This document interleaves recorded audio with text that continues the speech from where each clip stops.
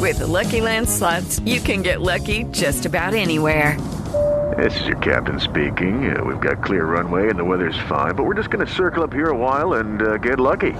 No, nothing like that. It's just these cash prizes add up quick. So I suggest you sit back, keep your tray table upright, and start getting lucky.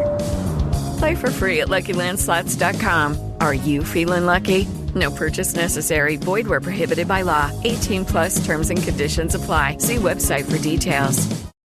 Hello and welcome. It is Eric Erickson, Nationwide. Glad to have you with me. The phone number is 877-973-7425, should you wish to be on this here program.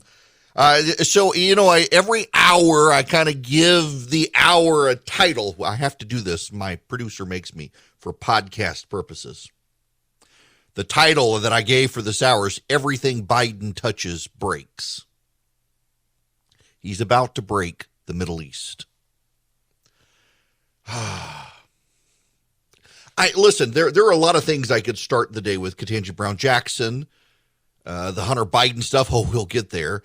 Ron DeSantis versus Larry Hogan, the mysterious Trump phone call log. That's not mysterious at all. Ukraine, there's a lot. But the biggest news, and the news that very few are talking about, the news that is actually going to be the most consequential for the next decade, is the Iran deal that Joe Biden seems to want to pass and possibly has the votes to get through Congress.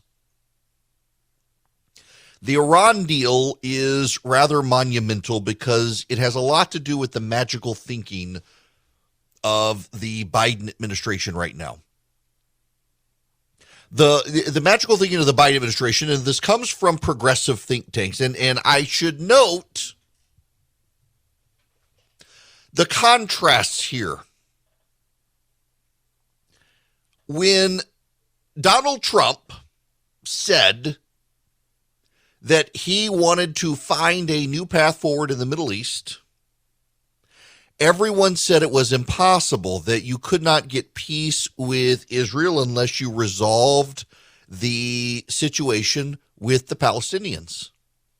This was conventional wisdom at the time, that you could not find any path forward unless there was also some way to deal with the Palestinian situation.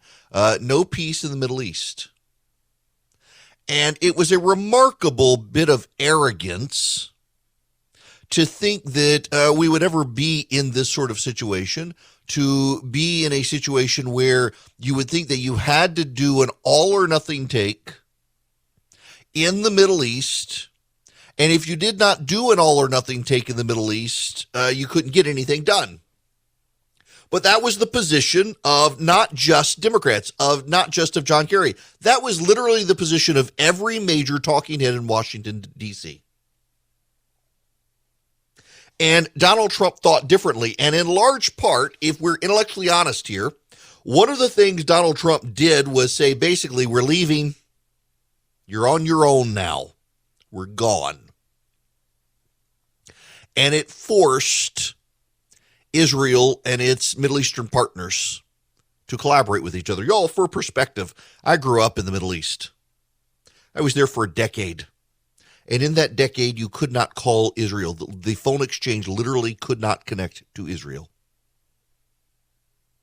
My textbooks growing up never mentioned Israel. The pages were either cut out or blacked out. If you went to the local library and you pulled out the encyclopedia and you went to the eyes and you flipped to Israel, it did not exist. The maps either said Palestine or they were blacked out. The situation until October of 2020 was one where Israel did not exist, except as a demon state of Satan's bent on persecuting Palestinians and Arabs. But because of Donald Trump and the Abraham Accords, Israel just hosted a conference of Middle Eastern leaders, including the Saudis, something impossible up until 2 years ago because of Donald Trump. He rethought it and brought peace to the area, in large part because he said, y'all are going to have to figure this thing out yourselves. And they did. And they did because of Iran. If you live in the Middle East, if you have lived in the Middle East, one of the things you come to realize is that Iran truly is the existential threat to Middle Eastern countries. Iran is the Soviet Union to the West. Iran has an entity called the Iranian Revolutionary Guard. It is not, contrary to popular opinion, the military. Iran has a military. The Iran Revolutionary Guard's entire job is to fund and train global terrorists. They have funded and trained the Houthi, who are now at war with Saudi Arabia and the United Arab Emirates. They have funded and trained Hezbollah. And they have also funded and trained and propped up the Syrian regime. Now, you need to understand something about the Syrian regime. The Nazis were not just a German party. I know this is new history for a lot of people because you don't get this history from American classrooms. But the Nazis were a global brand. And the Nazis trained, propped up, and funded other countries and other political parties that were Nazi allied. The Nazi party of the Middle East was called the Ba'athist Party. The Ba'athists were Nazis. The Ba'athists continued after Germany fell. You may have heard of one of the leading Ba'athist Party members of the Middle East. His name was Saddam Hussein. Saddam Hussein led the Ba'athist Party of Iraq. The Ba'athist Party of Iraq was the National Socialist Party of Iraq. They had been funded in World War II by the Nazis. They were Nazis. They hate Jews. They're very secular. They're very technocratic. It's a problem. You know who else has a Ba'athist party? The Syrians. Hafez al-Assad was for a long time the leader of Syria, and he was the leader of the Ba'athist Party of Syria. For a time, Syria and Egypt were in union together. The Egyptians finally had enough and got rid of them, but the Ba'athists remained in Syria. They have funded the Muslim Brotherhood and other successors to Nazism. I'm not making this up. This doesn't get talked about much in American history. And the Iranians have been funding them. The Iranians have been funding them because the Iranians are a theocracy headed by an Ayatollah. The Ayatollah commands the theocratic and the military and the political power of Iran. He is a theocrat. The Iranians are Shiite Muslims. The Shiite Muslims and the Sunni Muslims broke apart in the 700s AD after the death of the Prophet Muhammad. The Sunnis believed that any noble, righteous, humble man who was an adherent of the Prophet Muhammad could lead Muslims. The Shiites believed only a descendant of Muhammad could lead the Muslims. So the Shiites are the closest thing you have. The Ayatollah of Iran is the closest thing you have almost to a pope in Shiite Islam. And it's not only a cult, it's a death cult of people who want to bring about the apocalypse, to bring back the Mahdi along with Jesus, who will assist the Mahdi in bringing about the end of the world and then bringing about the new heavens and the new earth. The Iranian people themselves are largely secular. The Iranian people themselves are wonderful human beings. Some of my best friends growing up were from Iran. In fact, one of my best friends growing up, his grandfather had been the personal bodyguard to the Shah of Iran, stayed behind and was able to get his family out of Iran over the mountains into the Soviet Union, where they fled and they wound up in the United Arab Emirates. The Iranian people are pro-Western, American, wonderful people, but they are oppressed. And the Biden administration has decided to become Neville Chamberlain. The Biden administration has all the arrogance and hubris of Neville Chamberlain, who went to Germany, struck up a deal with the Nazis, and declared peace in our times. And the Biden administration wants to declare peace in the Middle East with the successor Nazi ideology regime of the Ayatollah of Iran. And it's causing a panic in the Middle East. It's causing a foreseeable, real panic in the Middle East, in large part because they know what's going to happen. You're not cutting a deal with the Iranian people. You're cutting a deal with the Ayatollah. And one of the chief issues of that deal is how to deal with the Iranian Revolutionary Guard, a program that funds terrorism globally. You're going to provide them funding. You're going to allow them to sell oil. What do you think they're going to do with the funding from the oil? The Iranian Revolutionary Guard literally funds terrorism around the world. And the Biden administration, like Neville Chamberlain, believes that if we strike this deal with Iran, that we'll have peace. They want to take the Iranian Revolutionary Guard off the terror watch list. They want to allow the Iranian Revolutionary Guard to travel the world. Now, why do they want to do this? They want to do it because Barack Obama wanted to do it. And Barack Obama wanted to do it because Barack Obama looked at the situation in the Middle East and the status quo in the Middle East, and he decided to think differently about it, like Donald Trump. The problem is that Donald Trump was surrounded with people who liked Israel and liked Saudi Arabia and liked the United Arab Emirates and liked our allies. And so when Donald Trump thought differently about it, he realized that if we could somehow abdicate our position in the Middle East while maintaining our friendships with those countries would be forced to work together. But the left doesn't like Israel. The left is full of Jew haters. The left genuinely is full of people who hate Jews and hate Israel and hate the idea of a Zionist state. They hate Saudi Arabia. They hate the United Arab Emirates. They do not like any of these parties. They do not like any of them. Why? Why?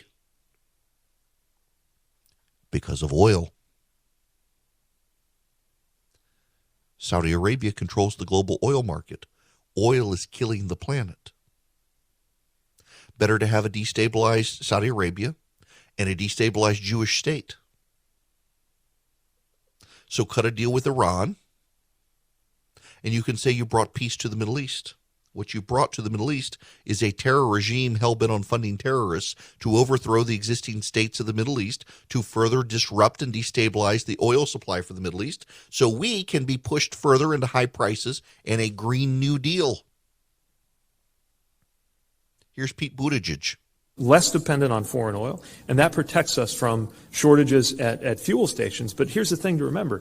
Even if all of the oil we use in the USA were made in the USA, the price of it is still subject to powers and dynamics outside of the USA, which means that until we achieve a form of energy independence that is based on clean energy created here at home, American citizens will still be vulnerable to wild price hikes like we're seeing right now. So you destabilize the Middle East by propping up a terror regime and allowing its terror masters to run the world and sell their oil to get more money to fund more terrorism. Remember, those terrorists recently tried to bomb Saudi oil manufacturing and refining facilities and those in Abu Dhabi. Suddenly you have higher oil prices, higher gas prices, and a stronger demand for the argument that, well, if we just go to clean energy, that will fund Iran less, that will help us more. They've decided to rethink global politics based on the climate change left's antagonistic relationship with oil and the progressive left's antagonistic relationship with Jews.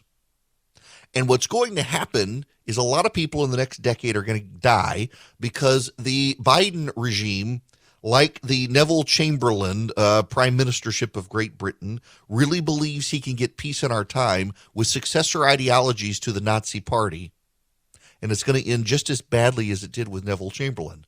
We are literally about to fund a regime that has an entire agency dedicated to funding and training terrorists around the world. That's what Joe Biden's administration intends to do, and probably has the votes to get it all through Congress, too. All right, look, I got to talk about the Trump phone calls for a minute. My gosh.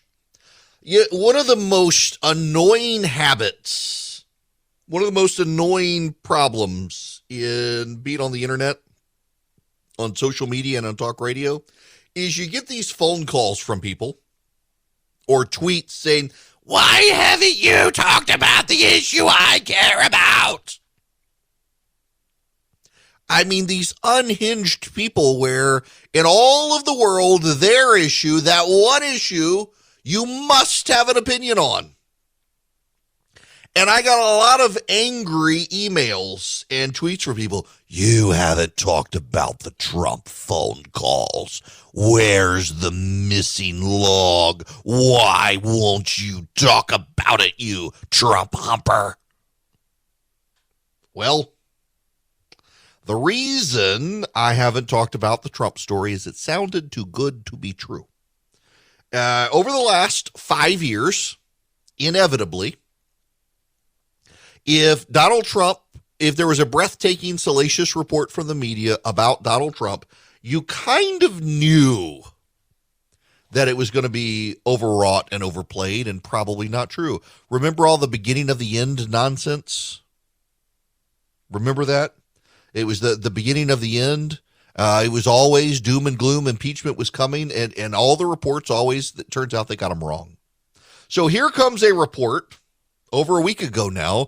There's 7 hours of missing Trump phone calls. It's worse than Watergate. I mean, literally, there were prognosticators, pundits, opinion people, and journalists out there saying, this is worse than Watergate. We had missing tapes there. We have missing phone logs the day of an insurrection. He's covering something up. Actually, no. Nope. So it turns out there are lots of reasons why, and nothing to do with they were deleting records.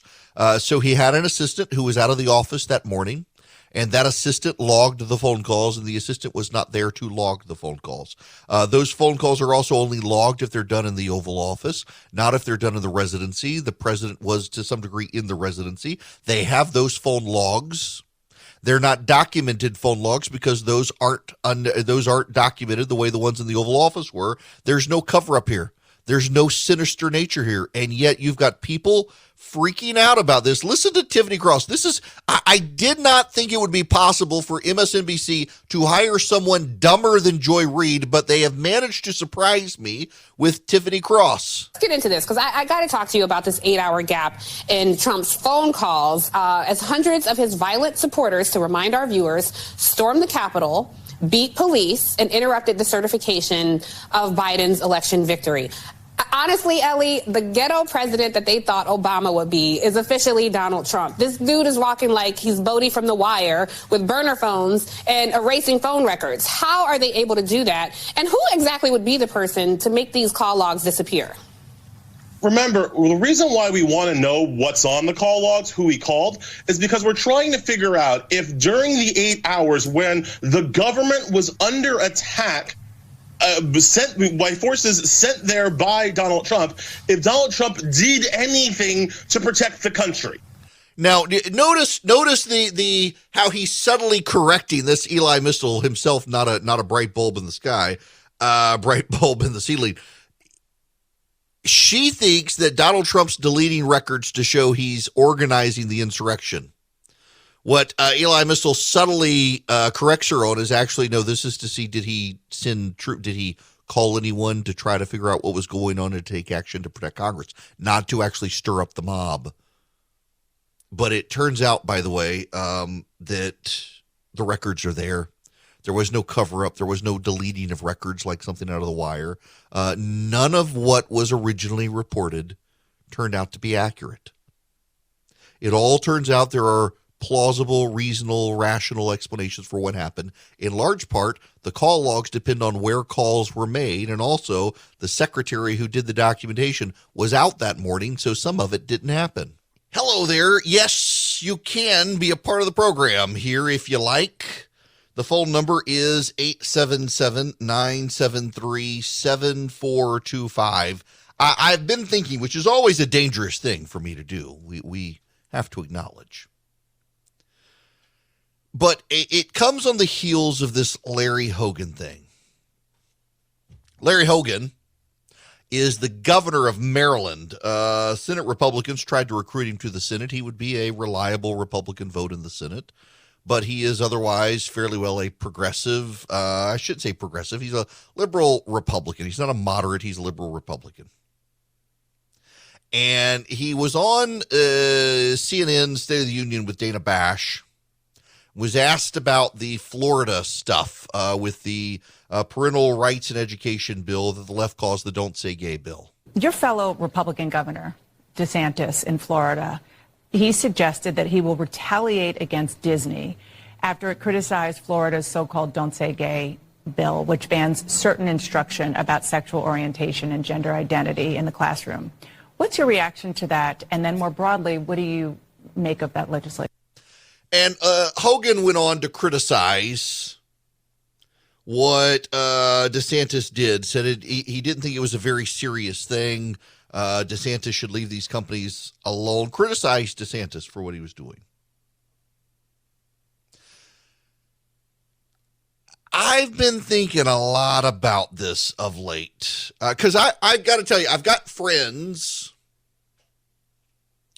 who think we are in a post-constitutional order. I wrote about this morning. I've got friends who think we're in a post-constitutional order now, that the Constitution doesn't really matter. And I know some of you believe this as well. And the reason I think people believe this is because they feel like we're in some sort of never-ending existential crisis where the other side is out to get us. I dare say this has a lot to do with why so many people on the right are fixated on Viktor Orban in Hungary, who won re-election. And as an aside, let me talk about that for just a minute here. If you listen to certain segments of the right now, you find an infatuation, a cult of personality, I dare say, with Viktor Orban in Hungary. Most of you have no idea who this guy is. Unless you watch Tucker Carlson, you might have heard him mention him in passing. You follow certain people on the right, you hear him. Let me explain what's going on here. Viktor Orban is socially conservative. He has pushed back against the progressive left of the European Union on gay issues, transgender issues, secular issues. He's for a strong church, as long as the church doesn't criticize him. He's for a robust press, as long as the press doesn't criticize him. He's basically permissive liberal world order for the West, so long as he doesn't get criticized. And people say, well, there are news outlets in Hungary that criticize him. Yes, and he owns them. So some veneer of criticism is allowed, just not too much. He is a strongman of Europe. He is not Hitler, nor is his re-election the end of democracy. There seem to be two camps on this. You either love him or you hate him. What about those of us who just don't care? The problem here is there's a segment of the right now in the United States that when they shape policy, when they view policy, when they view what's going on in the world, they want a strong man because they kind of view we're beyond the constitutional order. The way the Constitution has structured things, we're beyond it. The left continues to push and push and push and push and push. They've roped in the Fortune 500 to push on their behalf. We need someone on our side who can stand firm, stand fast, and stand against the left. And they looked at Viktor Orban and they're like, well, look at this guy. Regularly gets elected by being a staunch social conservative. And really what's going on here is this, like, remember in the 60s and 70s. Now, I wasn't born then either, but I'm a student of history. But I know because of that history that there was a strain of the left in the United States that loathed everybody, not them. And they flirted with the Soviets and socialists because they knew their system here. They did not have to live in that system. And so they flirted with that system as possibly superior to our system because they didn't know any better. They didn't know it. They didn't have to live there. But what they knew is they hated the people around them here. And the people around them here they hated those other systems. So those other systems must be good. And that, I think, is what's happening to the right now. The right, none of these people live in Hungary. None of them have to live in Hungary.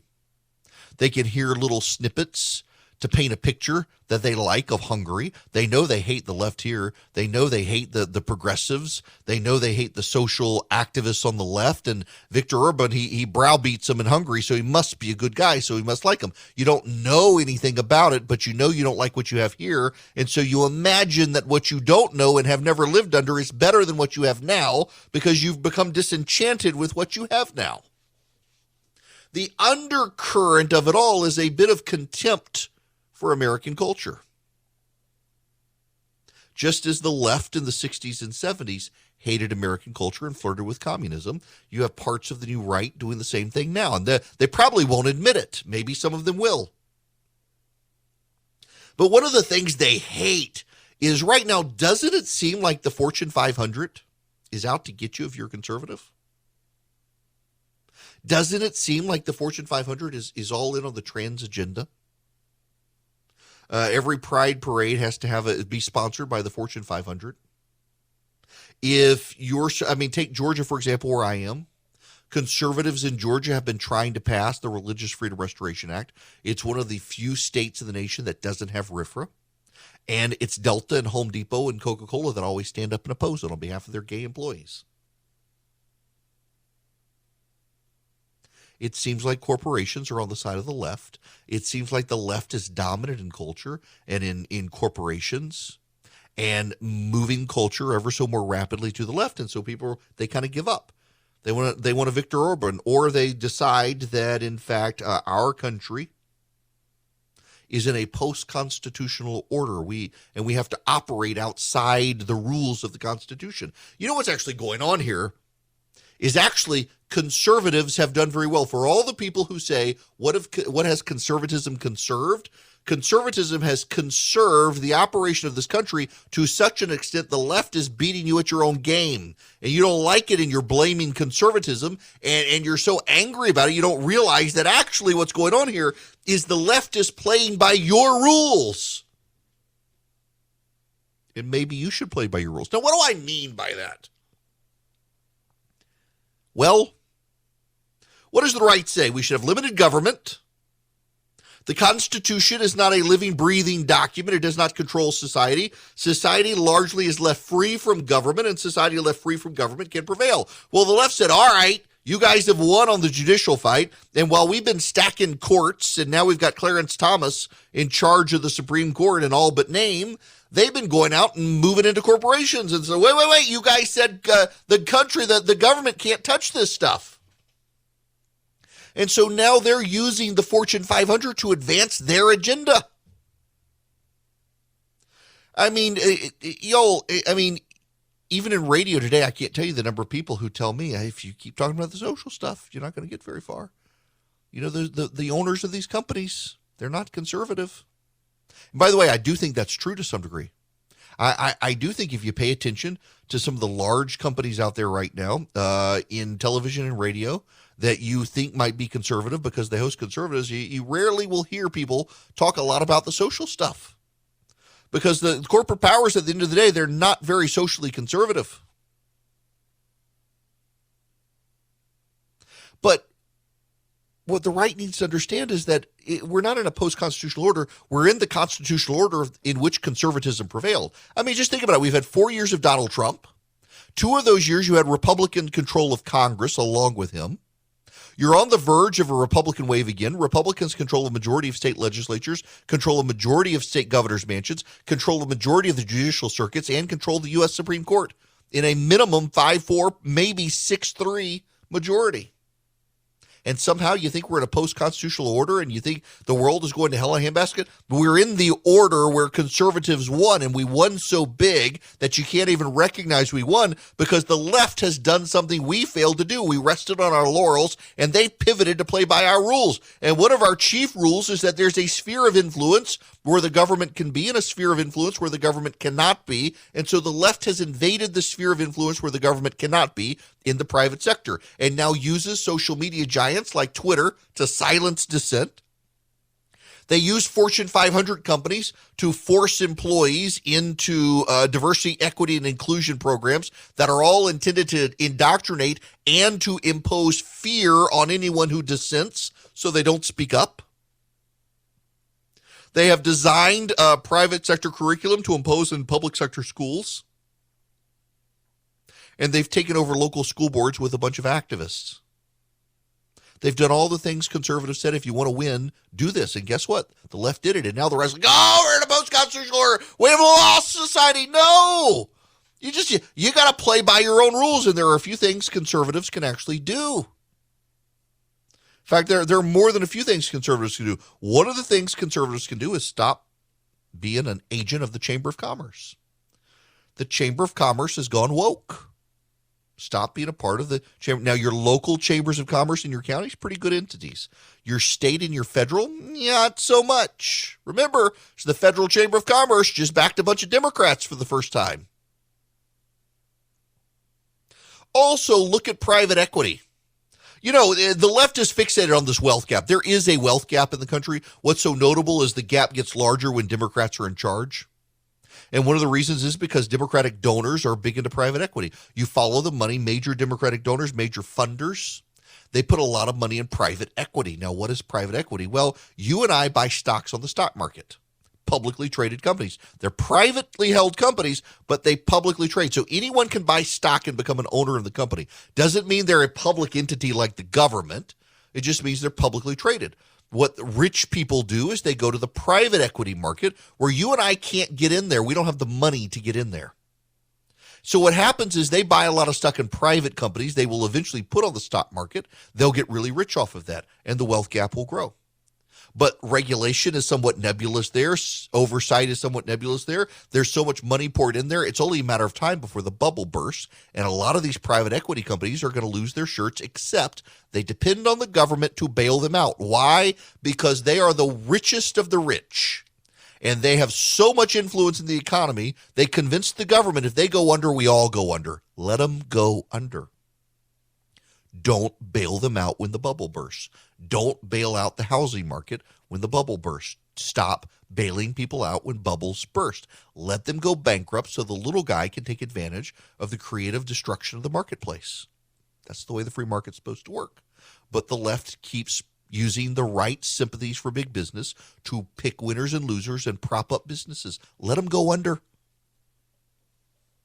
And you know what? Stop giving things to Disney like extending copyrights. You don't have to treat corporations like they're some sort of special group that needs special protections. No, stop doing it, conservatives.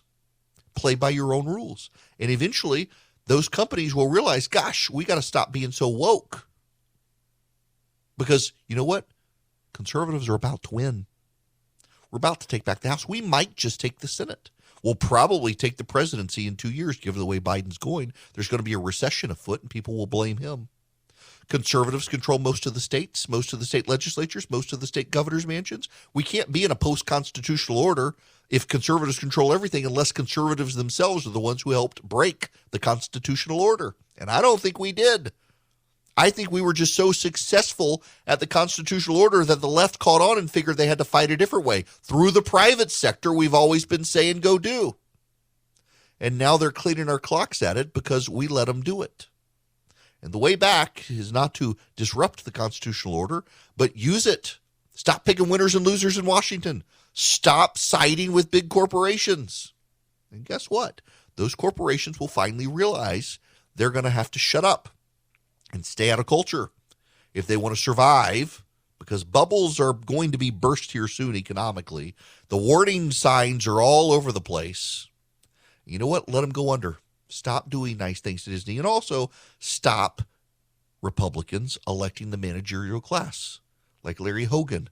There's this segment of the Republican Party that thinks all you got to do is push certain buttons and turn certain knobs in ways different from the Democrats, and the economy will just be smoking, and as long as the economy is good, everything's good. The problem is these Republicans reject the idea that you got to fight in culture.